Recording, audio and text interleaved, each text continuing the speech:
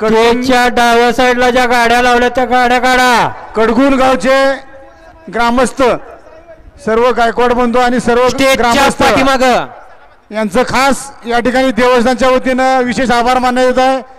दरवर्षीप्रमाणे या ठिकाणी त्यांनी मैदान उपलब्ध करून दिलं आहे. त्यांचा सेमीच्या दरम्यान सत्कार सर्वांचा करण्यात येणार आहे. त्या सर्व जागा मालकांनी सेमी फायनलच्या वेळेला हजर राहायचे.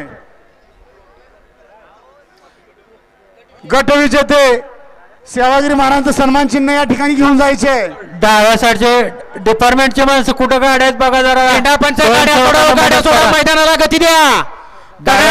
किती वाजले? 8:45 वाजले. गेल्या वर्षी 11 वाजता 51वा गट पळून आला होता.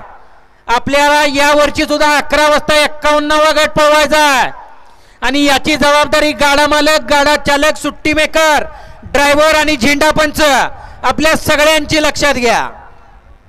झेंडा पंच झेंडा उभा करून उभा हो. सुटला सुटला सुटला. या मैदानातला गट क्रमांक 19 सुटला. सुंदर अशा गाड्या पळतायत. सुंदर गाड्या पळतात. सुंदर अशी लढत चालू झाली. 7 गाड्यामध्ये लढत पाहायला मिळते. पलीकडे 9 नंबर तासावरती एकटीच गाडी पळते. इकडे 2 नंबर वरती एकटीच गाडी पळते आणि अतिशय सुंदर मूर्तीला लक्षात घ्या. लक्षात घ्या. बैलगाडी मालकांना वाटतं माझी मधनच निघली पाहिजे, ह्याच बैलावर निघली पाहिजे, त्याच तासावर निघली पाहिजे. काही नसते व बैलाच्या अंगात धमक पाहिजे. हिंद केसरीचा किताब असाच मिळत नाही.